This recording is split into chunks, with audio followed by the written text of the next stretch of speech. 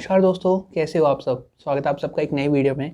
और आज हम जिस बुक के बारे में बात करने जा रहे हैं वो अमेज़ॉन की बेस्ट सेलर रही हुई है अपने आप में।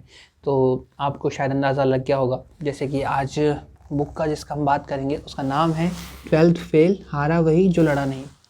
तो ये बुक मेनली रिटन है अनुराग पाठक जी के द्वारा और बेसिकली ये हिंदी के अंदर ही लिखी गई थी।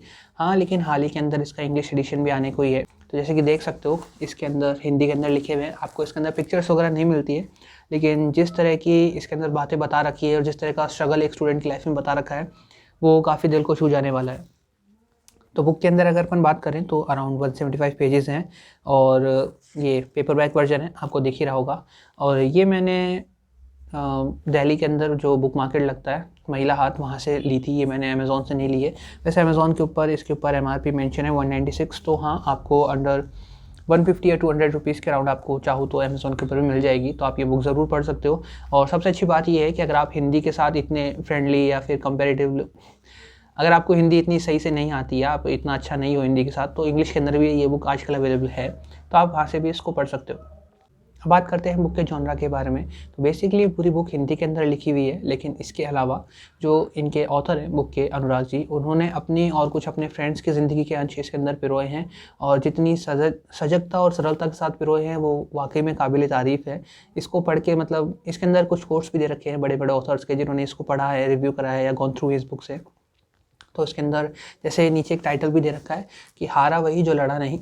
तो इस तरह की बुक है। अगर आप ये बुक पढ़ते हो तो ये आपके लिए एक छोटा सा मोटिवेशन का डोज भी हो सकता है, आपके लिए और हर उस आदमी के लिए जो कि किसी भी तरह की जॉब की प्रिपरेशन कर रहा है या किसी भी तरह के एंट्रेंस एग्जाम के लिए खुद को क्वालिफाई करना चाहता है। तो उसके लिए एक काफ़ी अच्छी डोज हो सकती है मोटिवेशन की, अगर आप ये बुक पढ़ते हो तो। अब बात करते हैं प्लॉट के बारे में।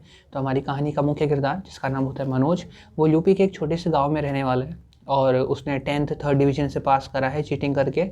और 12th भी वो इसी भरोसे था कि शायद हाँ चीटिंग हो जाएगी स्कूल के अंदर और वो पास हो जाएगा। लेकिन उस साल चीटिंग नहीं होती है और मनोज फेल हो जाता है बहुत बुरी तरीके से, और इसलिए वो 12th रिपीट करता है और उसके बाद फिर वो ग्वालियर आ जाता है तैयारी करने के लिए। तो वहाँ पे अपना कॉलेज वगैरह कंप्लीट करता है और उसके जीवन के अंदर कुछ एक ऐसे मोमेंट्स होते हैं, लाइक स्टार्टिंग में वो अपने आप को एक हारा हुआ इंसान समझता है कि वो सोचता है कि यार मैंने 12th फेल करा है, दोबारा 12th दे रहा हूँ, तो मैं ज़िंदगी में क्या ही कर लूँगा। 10th मैंने 3rd डिवीज़न से पास करी है और 12th के अंदर फेल रहा हूँ, मेरा कोई भविष्य नहीं है, इस तरह के वो ख्याल अपने दिमाग में लाता है। और उसका एक फ्रेंड होता है, वो टेम्पो चलाया करता था, तो उसका टेम्पो वो सेकेंड हैंड खरीद लेता है और टेम्पो चलाने लगता है। लेकिन फिर एक बार क्या होता है, उसका टेम्पो वगैरह वो लोग क्या है जब्त करवा देते हैं। तो इस वजह से वो अपने काम को कैरी फॉरवर्ड नहीं कर पाता और वो क्या करता है, फिर एक SDM होते हैं उनके जानकार नहीं, मतलब हाँ ऐसे किसी बात पे उनका उससे मिलना हो जाता है, तो उससे वो उनसे मिलता है और बाद में उनको अपनी दुविधा बताना चाहता था, लेकिन उनको बोल नहीं पाता कि यार इनके सामने मेरी इमेज ख़राब हो जाएगी, इस वजह से वो उनको पूरी बात नहीं बताता है। लेकिन वो उनको बोलते हैं कि पढ़ाई के सिलसिले में मिलना था मुझे। तो पढ़ाई के बारे में जैसे उसको बताते हैं तो दो तरह का मोटिवेशन होता है, एक बाह्य और एक आंतरिक। तो बाह्य मोटिवेशन होता है वो कि आपने कोई वीडियो देख लिया, किसी की बात सुन ली, तो आधे घंटे रहेगा, 2 दिन रहेगा, ख़त्म हो जाता है। लेकिन जो आपका इंटरनल मोटिवेशन होता है वो आपको जो आपका गोल होता है उसको अचीव करने के लिए सबसे ज़्यादा जो पुश करता है वो वही चीज़ करती है। तो जो SDM साहब थे उनकी बात इसको काफ़ी ज़्यादा अच्छी लगती है और पूरी लाइफ के अंदर उसके पास काफ़ी सारे ऐसे मोमेंट्स आते हैं जहाँ पे वो संघर्ष की जो होती है ना अति, वहाँ तक वो पहुँच चुका होता है और लेकिन फिर भी वो हार नहीं मानता। लाइक एक जो होता है कि एक ब्रेकिंग पॉइंट होता है हर इंसान का कि यार अति हर चीज़ की बुरी होती है, लेकिन ये जो मनोज है हमारी कहानी का किरदार, ये अंत में आके भी कहीं पे हार नहीं मानता। इसने जिस तरह से अपने आप को हर सिचुएशन से उभारा है, हर सिचुएशन के साथ उसने डील करी है, लाइक चाहे कैसी भी प्रॉब्लम हो, वो उसके रूम की हो या फिर उसकी जॉब से रिलेटेड हो या फिर उसकी पढ़ाई से रिलेटेड हो, उसके घर से रिलेटेड हो, यानी उसने किसी भी मोमेंट पे ये नहीं सोचा कि अब मुझे हथियार डाल देने चाहिए। उसकी आंखों के अंदर एक ड्रीम था और उसने जब तक वो ड्रीम अचीव नहीं हुआ उसने तब तक उस चीज़ को लेके पूरी जद्दोजहद करी, उसको पाने का हर तरह से उसने प्रयास करा, भरसक प्रयास जिसको बोलते हैं हिंदी में, तो इसने वही करा। और लास्ट में वो अपने गोल को पा पाता है या नहीं, या फिर वो क्या करता है, आखिर वो अपने सिचुएशन से किस तरह से उभरेगा, आखिर उसने इतना सब करा तो करा कैसे, आखिर एक 12th फेल लड़के के अंदर इतनी हिम्मत आई कहाँ से, इतना जज्बा, इतनी अच्छी उम्मीद और लक्ष्य को प्राप्त करने के लिए अपने आप को अग्रसर करने की ऊर्जा आखिर उसके अंदर कहाँ से आई, ये सब जानने के लिए आपको बुक पढ़नी पड़ेगी। अब बात करते हैं बुक के टाइम सेटिंग के बारे में। तो बुक की टाइम सेटिंग अराउंड 1997 के आसपास की है, लेकिन आज के सिचुएशन के अंदर भी ये बुक बिल्कुल परफेक्ट बैठती है। जिस तरह से 1997 की अगर अपन बात करें और उस समय को आज के समय से कंपेयर करें तो आज के युग को कंपटीशन का युग कहा जाता है। हर जगह आपको देख रहे हो एक दूसरे से कम्पीट करने के लिए जो होड़ मची रहती है हर चीज़ के अंदर, तो उसका ये परफेक्ट एग्जाम्पल है। तो किस तरह से, जैसे आज तो अपन क्या बोलते हैं, आपको कोई भी चीज़ चाहिए आपको फिंगर टिप्स के ऊपर अवेलेबल है, आपको फ़ोन के अंदर हर चीज़ मिल जाती है। तो उस ज़माने के अपने स्ट्रगल्स थे, आज के अपने स्ट्रगल्स हैं।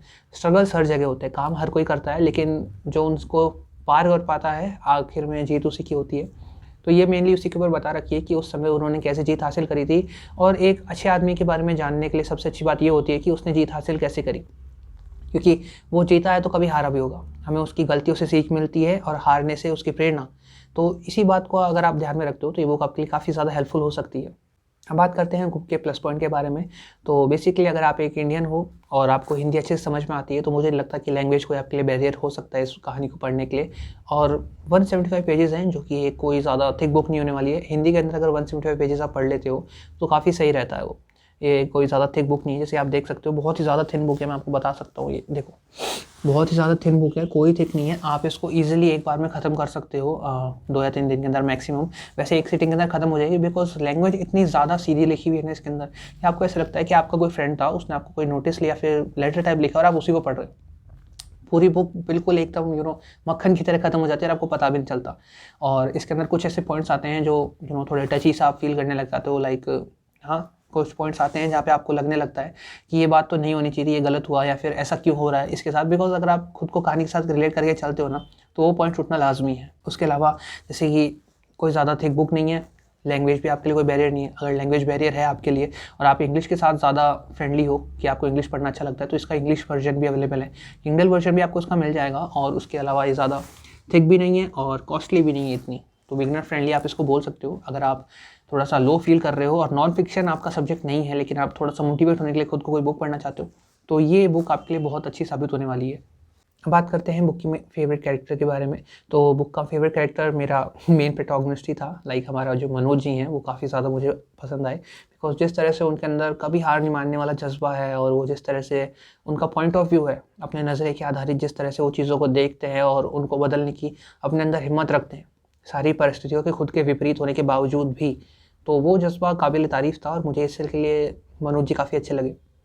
अब बात करते हैं बुक के रेटिंग के बारे में। तो मैं बुक को 5/5 रेटिंग देना चाहूँगा, बिकॉज इसके अंदर मुझे कहीं पे ऐसी कोई चीज़ लगी नहीं कि हाँ थोड़ी सी ख़राब हो। अगर आप थोड़ी बहुत माइन्यूट डिटेल्स को छोड़ दो तो लाइक अगर आप कोई नया चैप्टर स्टार्ट करो तो नए पेज से करो, लेकिन यार वो मुझे नहीं लगता कि वर्थ इट है। बिकॉज उससे क्या होता है, आपका थोड़ा सा पेज ही बढ़ेगा तो बुक थोड़ी सी और थिक होगी। और आपका अगर आप एक बिगनर हो तो आप स्टार्टिंग में ये सोचते हो कि थोड़ी छोटी से छोटी बुक उठाई जाए पढ़ने के लिए। तो अगर आप वो चीज़ छोड़ दो और पेस्टिंग वर्क को छोड़ दो तो हाँ बाकी सारी चीज़ तो बिल्कुल सही थी बुक के अंदर। बिकॉज इसके अंदर जो एलिमेंट्स हैं उनमें मुझे कहीं पे भी कोई गड़बड़ी नहीं लगी। हाँ, फिजिकल अपीयरेंस में आप थोड़ा सा बोल सकते हो, अगर चैप्टर्स अलग होते और एक इंडेक्स होता तो सही रहता, लेकिन उस चीज़ को मैं इतना मोटिव भाव नहीं देना चाहता। अब बात करते हैं बुक के कंक्लूजन के बारे में। तो बुक के कंक्लूजन के बारे में मैं सिर्फ यही कहूँगा कि आपके लिए हर तरह से बुक एक परफेक्ट रीड होने वाली है, चाहे आप इसको प्राइस के हिसाब से देखो, लैंग्वेज के हिसाब से देखो, या फिर आप इसके थीम जॉनरा के हिसाब से देखो। तो इसके अंदर हर एक चीज़ का आपको परफेक्ट ब्लेंड मिलता है। एक बुक आपको किसी भी तरह से निराश नहीं करेगी अगर आप ये बुक पढ़ते हो तो।